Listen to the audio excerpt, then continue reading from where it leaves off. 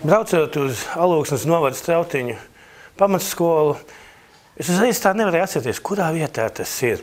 Un domāju, būtu tas kāds tāds liels transportu mezgls ar daudziem krustojumiem, ar ielām, ar sabiedrisko transportu. Nu, beigās izrādījās, ka tā ir tie pamatīgi maldi Alūksnes novadā, neliels ciemats Strautiņi, un viena tāda liela iela un divas mazākas ielas. Ja? Bet interesantākais ir tas, ka Strautiņu pamatskola ir šogad CSDD satiksmes drošības labākā skola, kā arī vinnējis skolu jaunatnes konkurss grib būt mobils.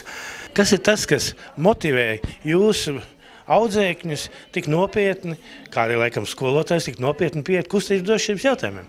Mēs esam ļoti priecīgi un gandarīti par mūsu skolas jauno satiksmes drošības dalībnieku panākumiem. Un šeit viņi mūs iepriekšējos gadus jau vienmēr ir lutinājuši kopā ar skolotāju Tiju ar saviem labajiem rezultātiem. Bet šogad mēs esam īpaši lepni par viņu sniegumu. Protams, pamatā visam ir pamatīgs, sistemātisks darbs. Un skolotāja Tija Āboliņa šo darbu veic jau vairāku gadu garumā.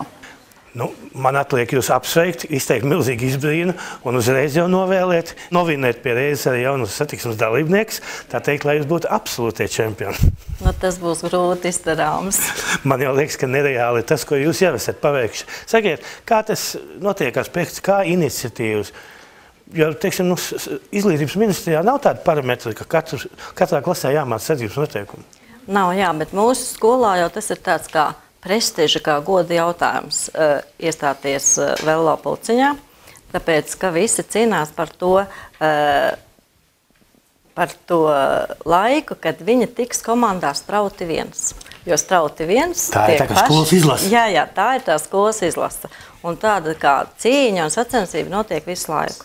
Bet, lai tiktu Strauti 1, tur ir jāsāk no 1., no 2. klases kaut ko darīt savu spēju robežās. Un tad, kad mums nekad nav veicies ronīšos iegūt 1. vietu augstākais, mēs esam bijuši 4. vietā.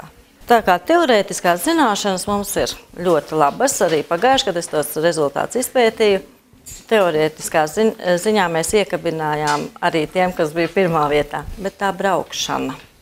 Tātad mums vēl ir, kur sev pilnveidot, tā braukšanas prasme mums tā neiet, bet savukārt mēs varam izcelties konkursos, gribu būt mobils, tāpēc, ka tur tieši tā teorētiskā. Cik no viņiem piedalās šajās 1. līdz 6. klases iknedēļas un cik reiz nedēļā nodarbībās? Es ņemu pa vecuma grupām, man ir līdz 8. klasē nodarbības, tāpēc, ka gribu būt mobils, ir no 6. līdz 8. klasē. Un kopumā tie ir apmēram 30 bērni. Trešā daļa no visiem skolas skolniekiem. Jā. Vai šie bērni vēl izrāda kādas izcilības, teiksim, arī citās mācībās? Teiksim, ja viņiem ir tāda nopietna nodarbošanās kustības drošības jomā? Braukt var arī tāds, kam tās mācības mazliet sliktāk veicās, bet iemācīties likt krustojumā zīmes, iemācīties satiksmes noteikumus un iemācīties pieņemt lēmumus dažādās satiksmes situācijās, to var tikai gudrs cilvēks. Un tāpēc arī mūsu bērni ne tikai šajā pulciņā, bet viņi muzikas skolā iet, sporta skolā, mācīja priekšmetu olimpiādēs dažādās. Vispār mums ir gudri bērni. Cik reizes nedēļā jums ir nodarbības? Man ir 4 stundas nedēļā. 4 stundas nedēļā uz visām vecuma grupām. Atliek man tikai novēlēt jums kļūt par absolūtiem čempioniem, vinnēt arī ronīšus un būt līdz ar to gan jauno satiksmes dalībnieku, gan grib būt mobils un turpināt arī kā Latvijas CSDD drošākajai skolai.